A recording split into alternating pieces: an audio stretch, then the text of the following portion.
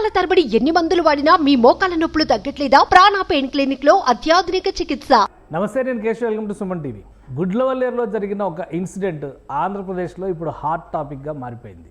ఒకవైపు విద్యార్థినులకు సంబంధించి వాష్రూమ్స్లో సీక్రెట్ కెమెరాలు పెట్టారనేటువంటి ఆరోపణలు రావడం, రాత్రికి రాత్రి పోలీసు అధికారులు అక్కడికి వెళ్ళి విచారణ జరపడం, ఉదయం సీఎం ఆదేశాల మేరకు ఎలాంటి సంఘటనలు జరగలేదనేటువంటి ఒక క్లారిటీ ఇచ్చే ప్రయత్నం చేశారు. అయితే విద్యార్థినుల ఆందోళన మాత్రం యథావిధిగా కొనసాగుతుంది. అసలు గుడ్లవల్లేరు ఇంజనీరింగ్ కాలేజీలో ఏం జరిగింది, ఈ అంశం పైన మనం మాట్లాడదాం. మనతో పాటు తెలుగుదేశం పార్టీ నేత గాయత్రి గారు ఉన్నారు. గాయత్రి గారు, నమస్కారం. నమస్తే. ఏం జరిగింది అసలు? రెండు వర్షన్స్ వస్తున్నాయి. ఒక స్టూడెంట్కి సంబంధించినటువంటి వీడియో రికార్డింగ్ జరిగింది, అలానే 300 వీడియోలు దీని వెనక ఉన్నాయన్నటువంటి మాట చెప్తున్నారు. ఎస్పీ గారు ఒక క్లారిటీ ఇచ్చారు. మీకున్నటువంటి ఇన్పుట్స్ ఏంటి? అంటే నేను మీలాగానే మీడియానే వాచ్ చేస్తున్నానండి. బట్ మీడియా వర్షన్ వేరేలా ఉంది, పోలీసుల వర్షన్ వేరేలా ఉంది. ఇంతకు ముందే చూసాను, ఎస్పీ గంగాధర్ గారు రిలీజ్ చేశారు స్టేట్మెంట్. అక్కడ ఎక్కడ చుట్టుపక్కల ఎక్కడ ఒక చిన్న కెమెరా కూడా లేదు. సో ఎవరు వరి అవ్వాల్సిన అవసరం లేదు, ఏ వీడియోస్ బయటికి రాలేదు, మిమ్మల్ని ఎవరు షూట్ చేయలేదు అని చెప్పి అలా ఆయన అంత ఓపెన్ గా చెప్పినప్పుడు మరి ఈ పుకార్ ఎలా బయటకు వచ్చింది? ఇది పుకారేనా, నిజంగా ఫ్యాక్ట్, లేకపోతే ఎవరికైనా దొరికిందా? Unless proof you can't tell anything, right? ఇప్పుడు నీ చేతిలో కెమెరా చూపించి ఇదిగోండి పలానా చోట స్పై కెమెరా ఉందని బయట పెట్టి ఆ విజువల్స్, ఈ రోజులో ఏ ఆడపిల్ల చేతిలో అయినా కెమెరా ఉంది. ఇప్పుడు ఒక ఆడపిల్ల ఎవరో కనిపెట్టి ఉంటారు అక్కడ కెమెరా ఉందని, నీ చేతిలో ఫోన్ లో తీసుకొని వెళ్ళి షూట్ చేయొచ్చు కదా, పలానా చోట కెమెరా ఉందని చూపించచ్చు కదా ఆన్ లైవ్. మరి అట్లాంటిది ఏమైనా జరిగిందా లేదా నాకు తెలీదు. వాళ్ళు 1 వీక్ బ్యాక్ కూడా కాలేజ్ యాజమాన్యానికి కంప్లైంట్ చేశారని విన్నాను. ఏమండి, రకరకాల థియరీస్ నడుస్తున్నాయి, ఎంతవరకు నిజమో తెలియదు. పోలీసు వెళ్ళి ఒక అతన్ని అయితే 4th ఇయర్ స్టూడెంట్ తో ఇంట్రాగేట్ అయితే చేస్తున్నారు, అడుగుతున్నారు క్వశ్చన్స్. మరి ఎందుకు అడుగుతున్నారు తెలియదు. అండ్ సోషల్ మీడియాలో అయితే ఆల్రెడీ అతని చరిత్ర లాంటిది, అతను హార్డ్ కోర్ వైసీపీ సపోర్టర్ అని చెప్పి పోస్టులు కూడా బయటకు వస్తున్నాయి, ప్రూఫ్ తో సహా పెడుతున్నారు.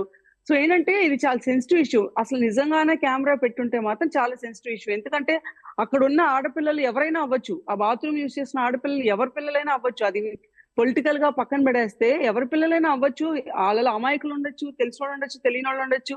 అందరికీ థ్రెట్టే కదా ఒక ఆడపిల్ల లైఫ్ బయటకు వస్తుందంటే. సో ఒక స్పై కెమెరా లాంటిది, ఇప్పుడు ఒక గన్ లైసెన్స్ ఎలా ఇస్తున్నాడో spy camera illegal, spying is illegal అని తెలిసినప్పుడు ఎవరి చేతికి పడితే ఆ చేతికి స్పై కెమెరా అమ్మటం కూడా ఇల్లీగల్ చేయాలి. ఇంక నుంచి భయం వేస్తుంది కదండి. ఇప్పుడు ఈ ఇన్సిడెంట్ చూసాం, మాకు భయం వేస్తుంది. ఇప్పుడు నా ఇంటికి బాతులు అడిగే వాళ్ళు చాలా మంది వస్తారు బయట నుంచి, ఎవడెక్కడ స్పై కెమెరా పెడతాడని భయం వేసింది. నా ఇంట్లో 2 ఆడపిల్లలు ఉన్నారు అంటే don't make it so easy. అంత ఈజీ అవైలబిలిటీ తీసుకురావడం వల్ల ప్రతి ఒక్కరి చేతిలో ఆ పవర్ ఉంటది. ఒక కాలేజ్లో ఈ ఇన్సిడెంట్ జరుగుతున్నప్పుడు వారం రోజుల క్రితం కంప్లైంట్ ఇచ్చినా కానీ కాలేజ్ మేనేజ్మెంట్ రెస్పాండ్ కాలేదనేటువంటి అభియోగం క్లియర్గా కొంతమంది బయటకు వచ్చి కూడా మాట్లాడుతున్నారు స్టూడెంట్స్. కలెక్టర్ చెప్పిన మాట, అంటే ఎస్పీ చెప్పిన మాట ప్రకారం అయితే ఏమీ లేదు అనేది అంత ఈజీగా కొట్టిపారేసేటువంటి పరిస్థితిలో లేదు. ఆల్రెడీ అక్కడ ఆందోళన కూడా కంటిన్యూ అవుతుంది. వర్షం పడుతున్నప్పటికీ కూడా కొంతమంది విద్యార్థి సంఘాల నాయకులు వీళ్ళందరూ వెళ్ళారు. సో ఈ జరుగుతున్నటువంటి డెవలప్మెంట్స్ని ఏ విధంగా చూస్తారు? ఇందులో పొలిటికల్గా మోటివేషన్స్ ఏమైనా ఉన్నాయంటారా? ఉండవండి. ఇది పర్వర్ట్స్ చేసే పని. అంటే పొలిటికల్ మోటివేషన్ అంటే ఇప్పుడు ఏ పొలిటికల్ పార్టీ చెప్తుందండి మీరు వెళ్ళి అక్కడ ఆడపిల్లల బాత్రూంలో పెట్టండి అని. బట్ ఒక్కటైతే చెప్తాం ఏంటంటే, ఈ మధ్య మీరు గమనించుకుంటే గత 3 నెలల నుంచి ఆ లీడర్ కి ఇలాంటి సమస్య, ఇలాంటి అమ్మాయిలతో ఇలా ఇతను ఉమనైజర్ అని, ఈ అమ్మాయిని వేధించాడని కాన్స్టెంట్ గా వీడియోస్ బయటకు వస్తున్నాయి. సో ఇలాంటి సర్కమ్స్టాన్సెస్ ఉన్నప్పుడు ఇంకా మగపిల్లలు స్టూడెంట్స్ అన్న వాళ్ళు ఇన్ఫ్లుయెన్స్, పొలిటికల్ లీడర్స్ ఇలా ఉన్నప్పుడు మనం ఉంటల్లో తప్పేంటి అని చెప్పి ఇన్ఫ్లుయెన్స్ అవటంలో తప్పలేదు. ఈ రోజు మీరు అంటున్నారు ఆడపిల్లలు అంత వానలో కూడా బయట నుంచున్నారంటే వాళ్ళకి అంత భయంగా ఉంది. ఎవరికైనా భయం వేస్తుంది. ఇప్పుడు మనం నేను టీవీలో ఇన్సిడెంట్ చూస్తే నాకే భయం వేసింది. This can happen to anyone, there can be my child also. నా కూతురు కూడా అక్కడ ఉండొచ్చు కదా అని చెప్పి ఒక థాట్ నా మైండ్ లో కూడా వచ్చినప్పుడు నాకు ఆందోళన ఉండటంలో సాధ్యమే అది. మరి కాలేజ్ ఎందుకు 1 వీక్ బ్యాక్ చెప్పినా ఎందుకు రెస్పాండ్ అవ్వలేదు అంటే, మరి I have no answer to it. ఎందుకంటే నేను కాలేజ్ యాజమాన్యం కాదు కాబట్టి. యాజ్ అ పేరెంట్ నేనైతే అంతే వరీడ్గా ఉంటాను, అలాగే గోల్ చేస్తాను. But it's good news. మరి గంగాధర్ గారు చెప్పారు కదా లేదని, మరి ఎవరు నమ్మాలి? పోలీసులు నమ్మద్దు అంటారా మమ్మల్ని? అది మీరు చెప్పాలి నాకు. ఎందుకంటే పోలీసులు నమ్మద్దని కాదు, కానీ ఆందోళనకి ఒక భరోసా ఇవ్వాల్సినటువంటి అవసరం ఉంది. ఎందుకంటే గవర్నమెంట్ వర్షన్ నుంచే రావాల్సినటువంటి అవసరం ఉంటుంది కాబట్టి గవర్నమెంట్ వైపు నుంచి కానీ అధికారంలో ఉన్నటువంటి పార్టీలుగా మీ కూటమి నాయకత్వం కానీ ఎలాంటి భరోసా ఇస్తారు? ఏ విధంగా వాళ్ళలో నమ్మకాన్ని, విశ్వాసాన్ని పాదుగొలుపుతారు? దాని మీద క్లారిటీ ఇవ్వచ్చు కదా. అంటే అదే ఇప్పుడు 100% మీరు ఇప్పుడు గమనించుకొని ఉంటే ఈ 3 నెలల్లో ప్రతి ఆడ మనిషి బయటకు వచ్చి, సార్ మాకు ఇలా అన్యాయం జరిగింది. మీరు రీసెంట్ గా ఎవరో ముంబై హీరోయిన్ కేసు తీసుకున్నా, లేకపోతే అంతకు ముందు ఒక ఎవరో బయటకు వచ్చి ఎవరు ఎమ్మెల్సీ మీద మాట్లాడుతుంది, అన్ని బయటకు వస్తాయి. మీరు చూస్తున్నారు, నేను చూస్తున్నారు.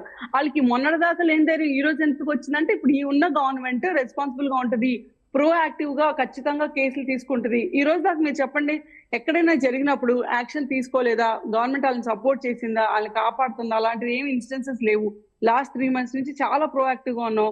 సో నేను అదే నమ్ముతున్నాను. ఈ విషయంలో కూడా నాకు తెలిసి చంద్రబాబు నాయుడు గారు దీన్ని అంత ఈజీగా తీసుకోరు. అంటే ఇది ఒక ఎలిగేషన్ అయినా, నిజంగానే క్రైమ్ జరిగిందా పక్కన పెడితే, దీన్ని క్షుణ్ణంగా పరిశీలించి దీనికి 100% ఒక రెగ్యులారిటీస్ తీసుకొచ్చి, ఆడపిల్లలకి ఎక్కడున్నా సరే, అది విద్యాలయంలో ఉన్నా, లేకపోతే ఒక హోటల్కి వెళ్ళినా, లేకపోతే ఒక షోరూమ్కి వెళ్ళి బట్టలు మార్చుకోవడానికి ఒక ట్రయల్ రూమ్కి వెళ్ళినా సరే, ఎక్కడైనా సరే స్ట్రిక్ట్ రూల్స్, స్ట్రిక్ట్ గా తనిఖీ చేసి వాళ్ళ భద్రత, వాళ్ళ సేఫ్టీని మాత్రం ఎన్షూర్ చేస్తారని 100% నమ్ముతాం, చేస్తారు కూడా. ఎందుకంటే పవన్ కళ్యాణ్ గారు కానీ, లేకపోతే చంద్రబాబు నాయుడు గారు కానీ, లేకపోతే లోకేష్ గారు కానీ అదే దిశలో ఆలోచించి అదే మైండ్ సెట్ ఉన్న మనుషులు కాబట్టి దీన్ని ప్రోయాక్టివ్ గా తీసుకుంటాం. ఏదో మా గవర్నమెంట్ మీద బ్లేమ్ వచ్చిద్దా, ఇవన్నీ అసలు ఏమండి, ఇవన్నీ ఎవరండి పట్టించుకునేది? వెన్ ఒక ఆడపిల్ల లైఫ్ రిస్క్ లో ఉన్నప్పుడు ఎవరు పట్టించుకోరు. మేబీ ఇంతకుముందు జగన్ గవర్నమెంట్ ఏమైనా సపోర్ట్ చేసి వాళ్ళందరినీ, క్రిమినల్స్ అందరినీ పెంచి పోషించారేమో కానీ మా గవర్నమెంట్ అలా కాదు. మా సైడే తప్పు ఉన్నా సరే యాక్సెప్ట్ చేసే స్టేజ్ లో రైట్ నో గవర్నమెంట్ ఉంది. అది సో ఇప్పుడు ఆర్గనైజేషన్ సంబంధించి చూస్తే కనుక మేనేజ్మెంట్ పరంగా, కాలేజ్ మేనేజ్మెంట్ కానీ,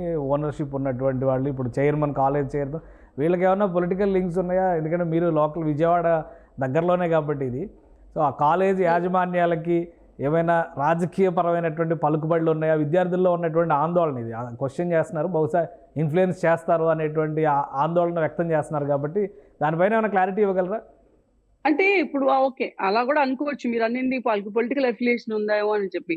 అసలు ఈ ఇన్సిడెంట్ ఇప్పుడు వాళ్ళు చెప్పిన 300 వీడియోస్ మీరే అదే విద్యార్థులు చెప్తున్నారు. నాకు ఇందాక కూడా నేను ఒక పాప వాట్సాప్ చాట్ ఏదో లీక్ అయింది చూసాను, ఆ కాలేజ్ పాప వేరే వాళ్ళతో మాట్లాడుతుంది. 2 years బ్యాక్ ఒక అమ్మాయి, ఎవరో ఒక స్టూడెంట్ ఏదో ఓయో రూమ్ కి వెళ్ళినప్పుడు తన వీడియోస్ ఏదో బయటికి తీసి ఆ అమ్మాయిని బెదిరించడం వల్ల ఆ అమ్మాయి పెట్టిన సీసీ కెమెరా అంటున్నారు. ఎందుకంటే ఒక గర్ల్స్ బాత్రూమ్ యాక్సెస్ కి ఆడపిల్లలకే ఉంటది కాబట్టి ఆ స్టూడెంట్ పెట్టిందని అంటున్నారు.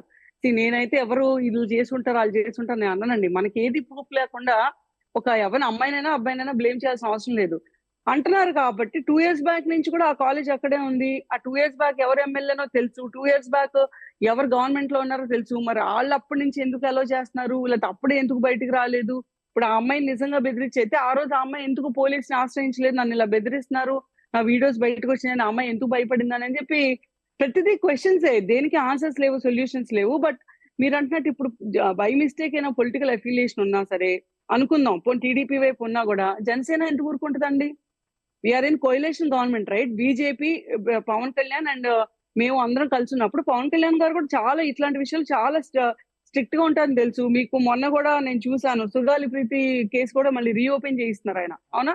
అది కూడా అందరూ అంటారు కదా, దానికి కూడా టీడీపీనో వైసీపీనో అఫిలియేషన్ ఉందని. మరి how did he went forward and దాన్ని రీఓపెన్ చేస్తున్నారు? కాబట్టి కోయిలేషన్ గవర్నమెంట్ అనేది అందరి మీద డిపెండ్ అయి ఉంటది. కాబట్టి ఇట్లాంటివన్నీ పెట్టుకోవటం కూడా అవసరం లేదని చెప్పి నేనైతే చెప్తాను స్టూడెంట్స్ కి. యాజ్ ఎ టీడీపీ స్వచ్ఛందంగా కూడా ఇట్లాంటి విషయాలు ముందుకు వచ్చి చేసిద్ది. పోనీ మీకు అలాంటి భయాలు ఏమన్నా, మేము కోయిలేషన్ లో ఉన్నాం కాబట్టి ఎవరిని సపోర్ట్ చేసి ఇలాంటి ముదనష్టపు క్రైమ్స్ అయితే ఎంకరేజ్ చేయండి 100%. ఇన్వెస్టిగేషన్ ఇప్పుడు మొత్తం లాస్ట్ 2 years నుంచి ఏం జరిగింది, టోటల్ ఇన్ఫర్మేషన్ అంతా బయటికి తీస్తారా ఇప్పుడు ఇన్వెస్టిగేషన్? ఎందుకంటే సీఎం గారు కూడా అందరినీ డైరెక్ట్గా వెళ్ళి కలెక్టర్, ఎస్పీ, మినిస్టర్ అందరినీ పంపించారు. సో మొత్తం బయటికి తీయడానికి అవకాశం ఉంటుందా? 100% అండి. యాక్చువల్ గా సార్ అయితే కమిటీ ఏమైనా వేస్తారా, లేకపోతే సిఐడి ఇన్వెస్టిగేషన్ ఏమైనా కోరుకుంటే, ఇప్పుడు స్టూడెంట్స్ కోరుకోవచ్చు, మాకు సిఐడి ఇన్వెస్టిగేషన్ కావాలి, మీకు ఏమైనా పొలిటికల్ అఫిలియేషన్ ఉందని భయం ఉంటే గనక కోరుకోవచ్చు. అండ్ చంద్రబాబు నాయుడు గారు కూడా ఇప్పుడు కమిటీ వేసి మొత్తం ఏం జరిగింది, ఏంటి క్షుణ్ణంగా అసలు అవన్నీ తెలిసిపోతుందండి ఈజీగా. ఇప్పుడు మనం ఏదో బయటకు వచ్చి మాట్లాడుతున్నామే కానీ ఒక్కసారి సిబిఐ సిఐడి చేతికి వెళ్తే 100% బయటకు వస్తాయి అన్ని విషయాలు. సో దాని గురించి మరి అసలు కాలేజీలో ఆడపిల్లల భద్రత అనేది కూడా ఒక క్వశ్చన్ రైజ్ చేసింది. సో దానికి కూడా ఒక ఆన్సర్ చెప్పాల్సినటువంటి అవసరం. ఒక ఇన్సిడెంట్ గుడ్లవల్లేరు ఒక ఎగ్జాంపుల్ కావచ్చు, బట్ ఓవరాల్గా స్టేట్లో కూడా చాలా కాలేజీలు, హాస్టల్స్ ఉన్నాయి కాబట్టి ఓవరాల్గా ఒక భరోసా ఇచ్చేటువంటి చర్య కూటమి ప్రభుత్వం తీసుకుంటుందా ఈ ఇన్సిడెంట్ తర్వాత? 100%. ఇప్పుడు ఇది ఒక స్టేట్ లో జరిగిన ఇష్యూ అని కాదండి. This is an issue about ఒక మ్యాన్ మైండ్ సెట్ కి ఒక ఫీమేల్ మైండ్ సెట్ కి మధ్యలో ఉన్న ఇష్యూ ఇది. అలా చూడాలి యాక్చువల్ గా. ఒక స్టూడెంట్ ఓపెన్ గా నేను అమ్ముతాను, మీరు కొనుక్కుంటారా అంటే కొనుక్కుంటున్నారు అంటే ఏంటి? అంత విచ్చలవిడితనం పెరిగిపోయింది. ఇప్పుడు మొన్న హాస్పిటల్ కోల్కతాలో జరిగింది. ఇలానే సీక్రెట్ కెమెరా పెట్టారు, స్పై కెమెరా పెట్టి గర్ల్స్ బయటకు వచ్చిందని చెప్పి పంజాబ్ లో కూడా ఒక కాలేజ్ లో జరిగింది ఇదే ఇన్సిడెంట్, ఇలాంటి ఇన్సిడెంటే. సో అది దానికి ఒక స్టేట్ లేకపోతే ఒక కంట్రీ బౌండరీ కాదండి. Mind set of a male. నేను ఇప్పుడు ట్విట్టర్ లో ఉన్నప్పుడు నేను చాలాసార్లు గమనించాను, చాలా మంది విచ్చలవిడిగా ట్వీట్లు వేస్తా ఉంటారు. అరే నాకు అంటే డిఎం చేయండి, లేకపోతే నాకు డబ్బులు ఇవ్వండి, నా దగ్గర పర్టికులర్ యాంకర్ వీడియోస్ ఉన్నాయి, నేను ఫార్వర్డ్ చేస్తానని చెప్పి కింద వందల మంది అబ్బాయిలు వచ్చి నాకు పంపించానా అని చెప్పి రిప్లైలు ఇస్తారు. సో ఆ మైండ్ సెట్ ని ఎలా చూడాలి? దానికి ఏ పొలిటికల్ అఫిలియేషన్ ఉంది? అతను ఏ స్టేట్ లో ఉన్నాడు ఎవరికి తెలియదు కదా. అటువంటి వ్యవస్థల్ని, అటువంటి వాటిని సోషల్ మీడియా రెగ్యులేషన్ కావచ్చు, డిజిటల్ మీడియా రెగ్యులేషన్ కావచ్చు. బట్ ఇప్పుడైతే ఒక ప్లేస్ అంటే హాస్టల్ అనేది, కాలేజ్ అనేది, యూనివర్సిటీ అనేది ఒక సేఫెస్ట్ ప్లేస్ అని అనుకోవాల్సినటువంటిది. సరే, కోల్కతా ఇన్సిడెంట్ దాన్ని కూడా బ్రేక్ చేసింది మీరు అన్నట్టుగా. బట్ ఇప్పుడు ఉన్నటువంటి ఇన్స్టిట్యూషన్స్లో ఆంధ్రప్రదేశ్లో ఒక భరోసా ఇచ్చేటువంటి చర్య తీసుకునేటువంటి అవసరం ఉందా లేదా ఇప్పుడు జరిగినటువంటి ఇన్సిడెంట్ తర్వాత? జరగకపోయినా అవసరం ఉందండి. కోల్కతా ఇన్సిడెంట్ కూడా తీసుకొని ఇన్సిడెంట్ జరగాల్సిన అవసరం లేదు. This is also equal to అమ్మాయి వితౌట్ పర్మిషన్ బయటకు రావడం, దట్స్ నథింగ్ లెస్. సో ప్రతిదీ సీరియస్ గా తీసుకోవాలి. కోల్కతాలో జరిగింది కాబట్టి మన దగ్గర జరగట్లేదా? ఇప్పుడు కోల్కతాలో అది బయటకు వచ్చింది, మన దగ్గర ఏమైనా జరుగుతున్నాయా? బయటకు రాలేదా? ఇది ఇప్పుడు టీడీపీ గవర్నమెంట్ లోనా లేకపోతే వైసీపీ గవర్నమెంట్ లో పక్కన పెడితే ఆ women has to feel safe. నువ్వు చదువుకోవడానికి వెళ్తున్నావా, లేకపోతే బట్టలు కొనుక్కోవడానికి వెళ్తున్నావా, లేకపోతే ఏంటి జాబ్ చేయడానికి వెళ్తావా, ఎక్కడికి వెళ్ళినా సరే she should feel safe. So ఆ సేఫ్టీ క్రియేట్ చేయాల్సిన అవసరం ఖచ్చితంగా గవర్నమెంట్స్ కి ఉంటది. అది ఏ గవర్నమెంట్ అయినా సరే దానికి తగ్గట్టుగా మీరు అన్నట్టు సోషల్ మీడియా రెగ్యులేషన్స్ కానీ, డిజిటల్ మీడియా రెగ్యులేషన్స్ కానీ, ఇందాక నేను మీకు చెప్పాను, స్పై కెమెరా ఎవడు పడితే ఆడు కొనుక్కోవడానికి ఎందుకు పర్మిషన్ ఇస్తున్నారు? అది ఇట్ క్యాన్ బి మిస్యూజ్డ్ కదా. ఇప్పుడు అది యాక్చువల్ గా అయితే suppose to be spying is illegal in India, అదైతే నిజం కదా. స్పైయింగ్ ఈజ్ ఇల్లీగల్ అన్నప్పుడు నువ్వు పెన్ కెమెరాలు, స్పై కెమెరాలు ఎక్కడ పడితే అక్కడ దాచే కెమెరాలు కొంటే ఎవడైనా కొనుక్కుంటాడు. అదేం దానికి పెద్ద కోట్లేం ఖర్చు పెట్టక్కర్లే కదా. ఏదో కొన్ని వేలలో ఉంటుందేమో, ప్రతి ఒక్కరి దగ్గర డబ్బులు ఉంటాయి కదా. ఇలాంటి పర్వర్ట్స్ ఇంతమంది ఇండియాలో ఉన్నారని తెలిసినప్పుడు దాని తగ్గట్టుగానే మన రూల్స్ దాని తగ్గట్టుగా రెగ్యులేషన్స్ తీసుకురావాలి. రైట్, థ్యాంక్ యూ గాయత్రి గారు మీ అభిప్రాయాన్ని తెలియజేసినందుకు. ఇది గుడ్లవల్లేరు ఇన్సిడెంట్ అనేది కేవలం ఇప్పుడు ప్రచారంలో ఉన్నటువంటి అంశాలను బట్టి చూస్తే ఏది కూడా నమ్మదగినటువంటి అంశం కాదు. కానీ పోలీసులు ఇచ్చినటువంటి వర్షన్లో ఒక క్లారిటీ ఉంది. ఈ ఇన్సిడెంట్ ఆధారంగా చేసుకొని ఆడపిల్లల భద్రత విషయంలో రాష్ట్ర ప్రభుత్వం మరిన్ని జాగ్రత్తలు తీసుకుంటుందని గాయత్రి గారు చెప్తున్నారు. ఇది స్పెషల్ డిస్కషన్. Keep watching.